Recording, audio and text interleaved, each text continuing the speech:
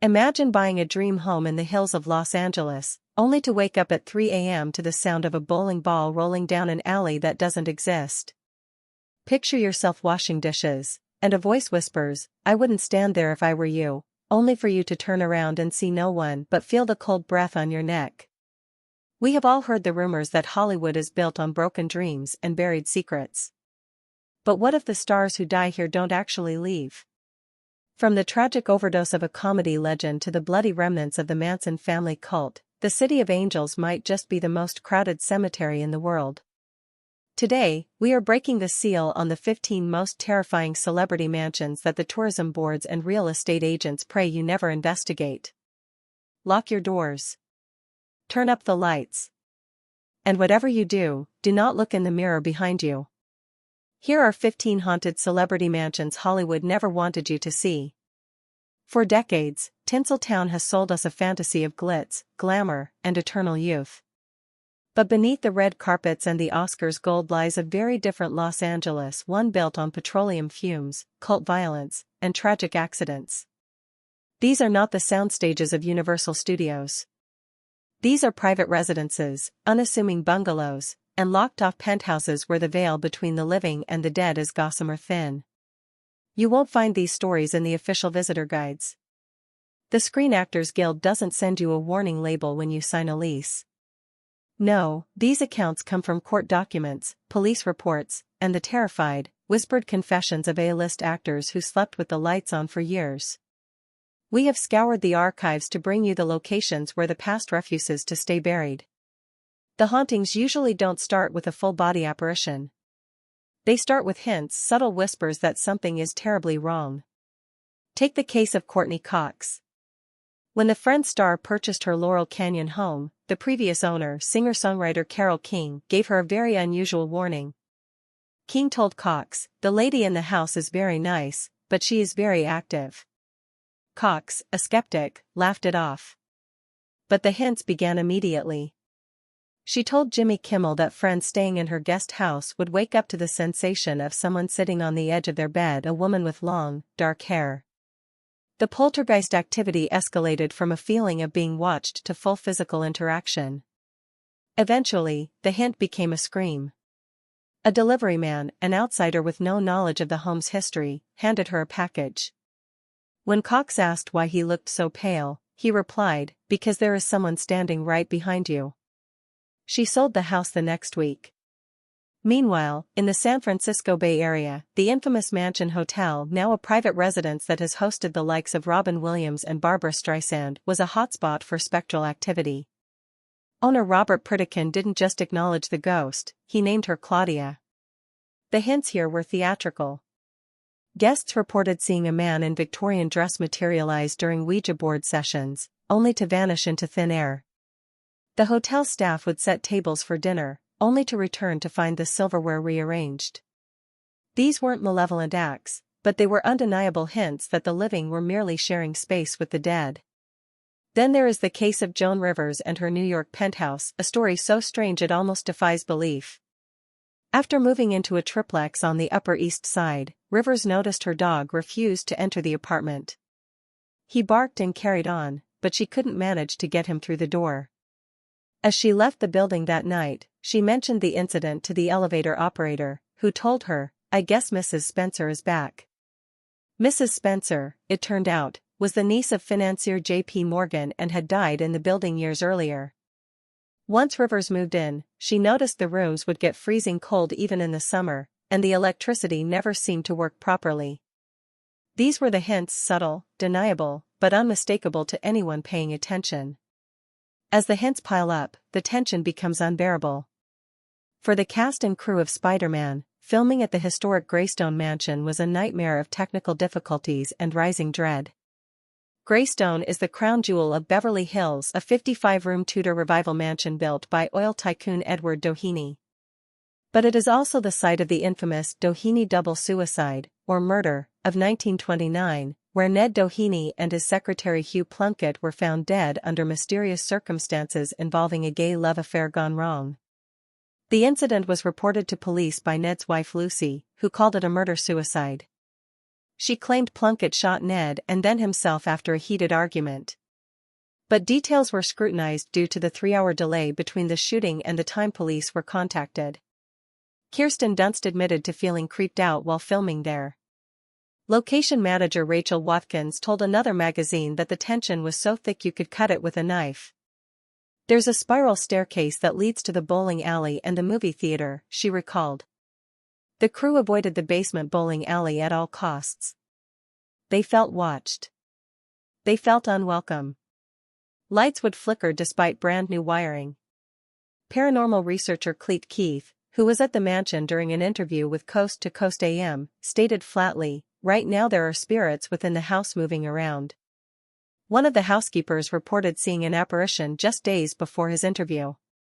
A city employee heard 3 loud knocks on the door of his on-property work trailer and looked out the window to find a glowing translucent stagecoach. The ghost of a girl named Emily has been seen several times in the mansion. Keith also shared several creepy EVPs recorded on location, including 2 that sounded like gunshots possibly related to the murder-suicides that have taken place there. Every night, as Watkins locked up, she would say a little prayer, in case any ghost or demon had attached itself to me. The tension wasn't just fear of the dark, it was the primal knowledge that something tragic was replaying itself on a loop just out of sight.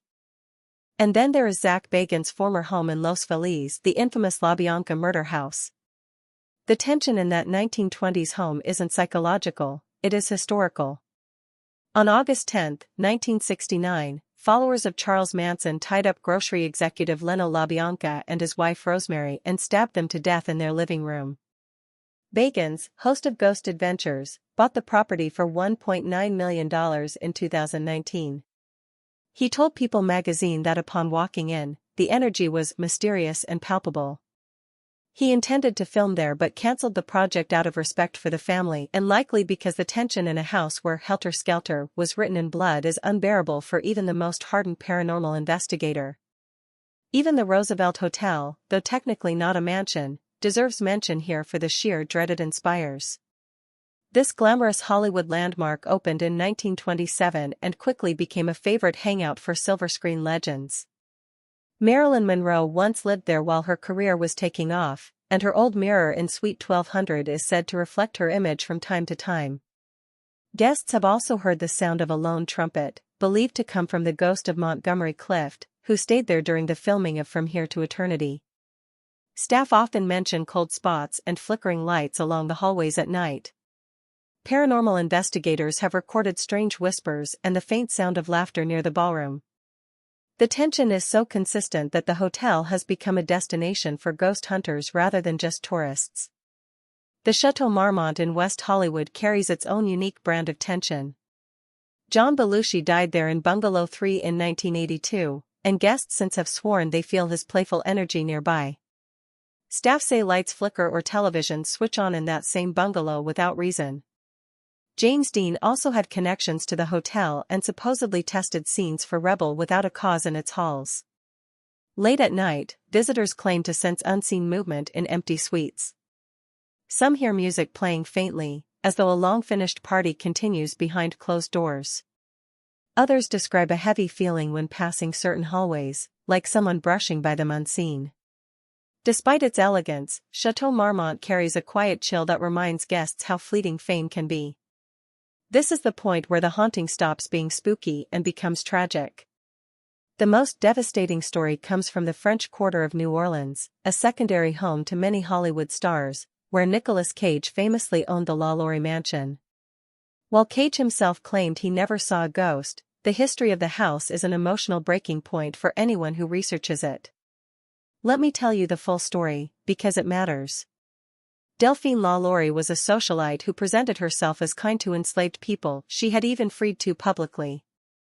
But behind closed doors, she was a monster.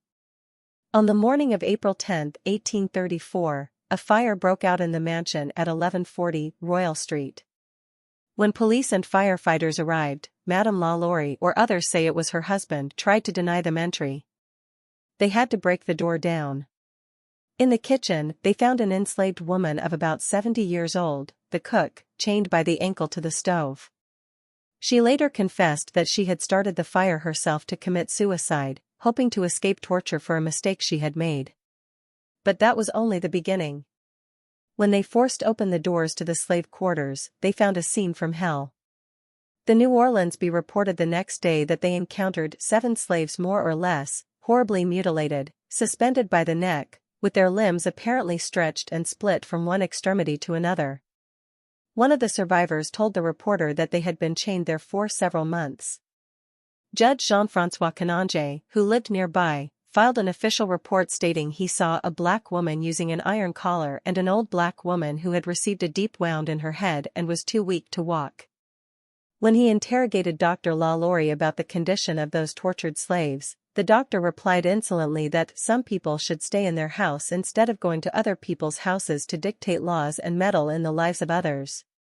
The slaves who were rescued were all in pitiful health. Some had amputated limbs. Others bore marks of having been chained and collared with irons that had spikes. All were skeletal. 1 or 2 had deformed bodies. When they were taken to City Hall and shown to a crowd estimated at 4,000 people, the mob marched to the mansion to destroy it and lynch the owners. But the LaLauries were gone. In the days that followed, new horrors emerged. As workers dug in the garden, bodies were found, and once the mansion's well was uncovered, more were found, including that of a child, according to the New Orleans Advertiser. Some of the survivors and remains showed signs of having been subjected to mutilations and strange experiments, true tortures aimed at modifying the structure of their bodies. They had been guinea pigs for sinister scientific manipulations, likely devised by Dr. LaLaurie, who was a chiropractor. 2 enslaved people jumped to their deaths from the roof rather than endure her barbarity before her crimes were finally exposed. The emotional break here is the realization that the ghosts aren't just spooky lights. They are the echoes of unimaginable suffering. Cage told Vanity Fair, "I once lived in the most haunted house in America. I didn't get too far with the novel. You cannot write fiction when the walls are crying real tears.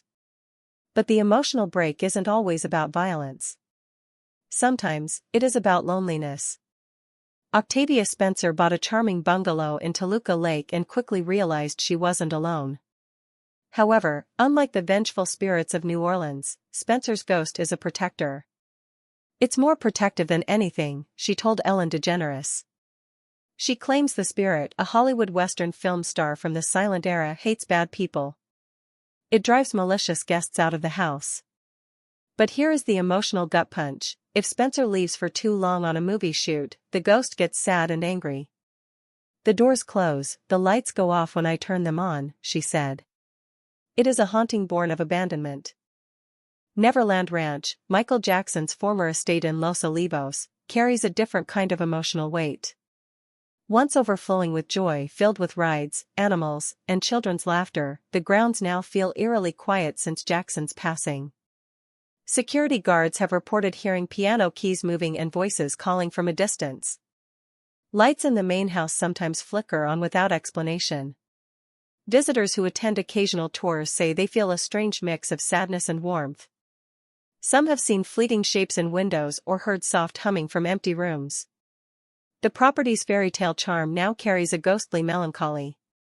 Neverland seems to echo the music and memories of its most famous owner. Graceland in Memphis tells a similar story. Elvis Presley's mansion is both a museum and a shrine to his legacy.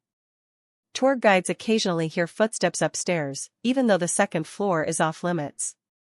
Visitors have felt sudden chills near his piano or glimpsed a figure resembling Elvis in reflective surfaces. Many believe he still lingers, watching over the home that defined his fame. At night, the air around the mansion grows heavy and still. Security staff have heard faint music and seen lights flicker in empty rooms. The king of rock and roll may not have fully left the building. So, what is the truth? Are these carbon monoxide leaks? Are they the shifting foundations of seismically active land? Or is there something to this staircase phenomenon that keeps happening in these historic properties? Let's look at the Houdini estate in Laurel Canyon. This property has one of the most persistent ghost stories in Hollywood and also one of the most thoroughly debunked. The legend claims that Harry Houdini, the great escape artist, owned a lavish estate on Laurel Canyon Boulevard, complete with parapets, towers, an indoor theatrical stage, underground tunnels, secret passageways, basement pools, and a secret deep dark cavern where Houdini kept a locked chest with all his greatest secrets. The story goes that after his death, his ghost haunts the ruins, occasionally seen standing alone on a staircase or wandering the garden grotto. But here is the truth: Houdini never owned that property. Film historians Laurie Jacobson and Mark Wanamaker, in their book Hollywood Haunted, dispute the story entirely, stating that Houdini most likely never even set foot in the Laurel Canyon mansion he is said to haunt. His name fails to appear on any property deeds, invoices, or transfers of title for the estate. So where did the rumor come from? There are two likely sources. First, the mansion did at one time belong to R.J. Walker, a wealthy department store magnate. According to local lore, Walker had a homosexual son who got into an argument with his lover and threw him off a balcony, letting him fall over 30 feet to his death. Second, Houdini's wife, Beatrice, moved into the Laurel Canyon area after Harry's death, ironically, just around the corner from the Walker estate. Over time, proximity became ownership in the public imagination. When Houdini was in town to work on his movies, the studios often put him up as close to where they were shooting as possible.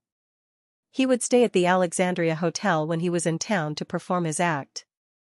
But a rumor that sprang up in the 1960s, especially after the house stayed vacant following a fire in 1959, took on a life of its own.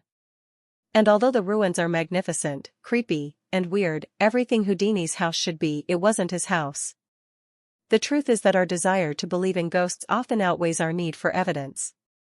However, some properties have genuine, documented paranormal phenomena that resist easy explanation. The Soden House in Los Feliz, designed by Lloyd Wright, is both a masterpiece of architecture and a hotspot for paranormal rumors. It is closely tied to the infamous Black Dahlia murder, the 1947 killing of Elizabeth Short, whose body was found mutilated in a vacant lot. Paranormal experts claim to have recorded unexplainable voices inside its stone walls. Whether haunted or not, the property remains one of the most talked about listings in LA real estate. The Beverly House, once home to William Randolph Hearst, has hosted movie stars, presidents, and allegedly spirits. Known for its jaw-dropping architecture, this mansion has been featured in countless films, but security staff have reported strange noises and shadows that move on their own. A piece of Hollywood history like this comes with both beauty and bone-chilling stories. The Comedy Store on Sunset Boulevard isn't just a launchpad for stars, it is a psychic battlefield. Parapsychologist Dr. Larry Montz investigated Mitzi Shore's house, where comedians like Richard Pryor and Robin Williams stayed. Using magnetometers and temperature gauges, they recorded a 5-degree temperature drop, a classic sign of spirit energy. They sensed a man who had been shot and dragged down the stairs in the 1920s, and a woman named Flo who died from a botched abortion. The truth is that the land we build on absorbs trauma.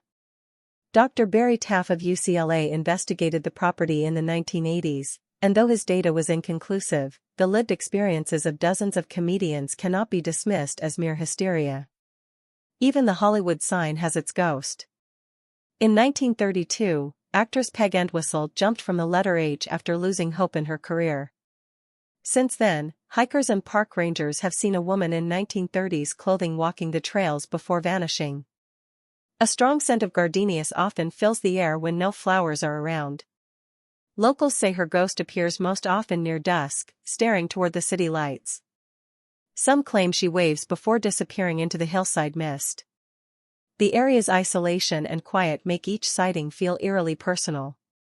As we wrap up this expanded tour of the 15 most haunted mansions Hollywood never wanted you to see, we return to the legacy of Joan Rivers because her story offers a lesson in how to live with ghosts.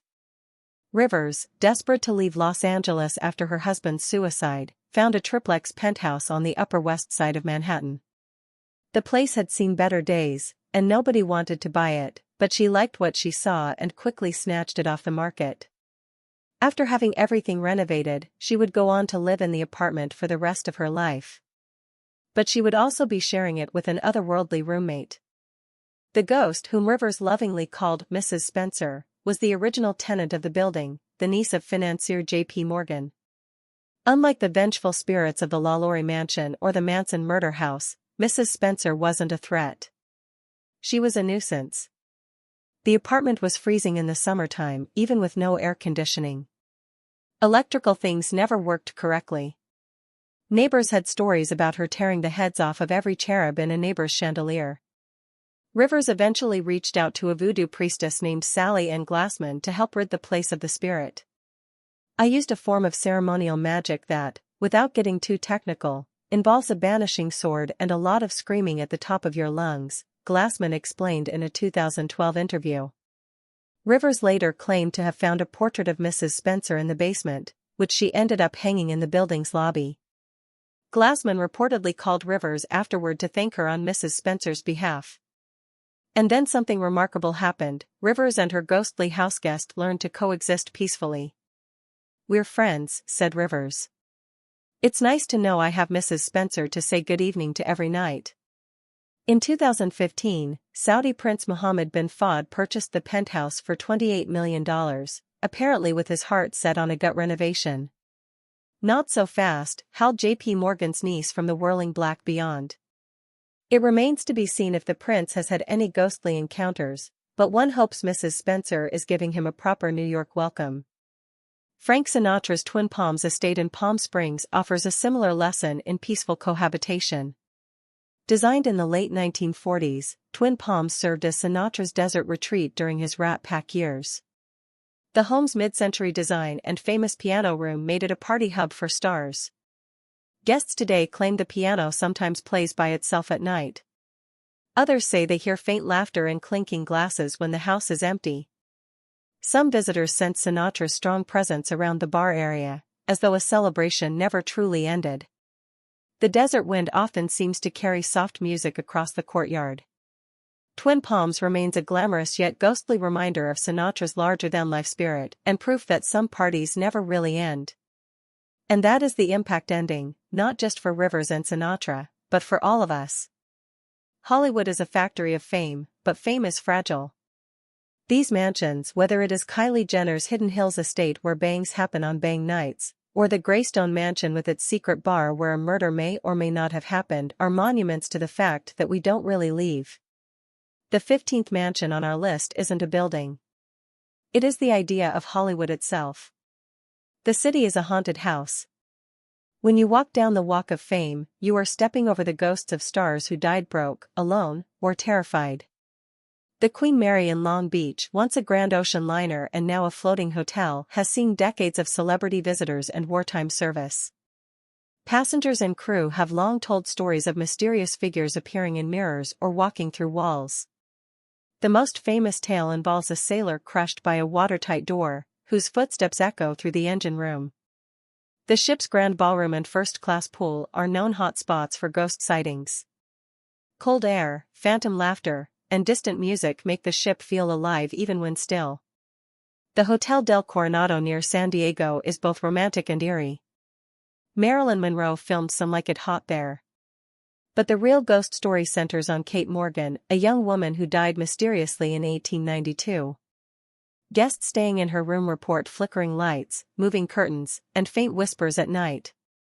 Some visitors say they have seen a woman in black walking along the beach, fading before their eyes. While the hotel remains a sunny retreat by day, it changes mood once the ocean breeze rises. The secret they don't want you to know is simple: the dead stay famous longer than the living. So, the next time you are in Los Angeles, drive past those gated walls. Look up at the hills. You might see a light in a window of a house that has been empty for 50 years. That is number 2 on our list. And yes, it is spooky. But maybe, just maybe, that light is just Mrs. Spencer, saying good evening to whoever is home.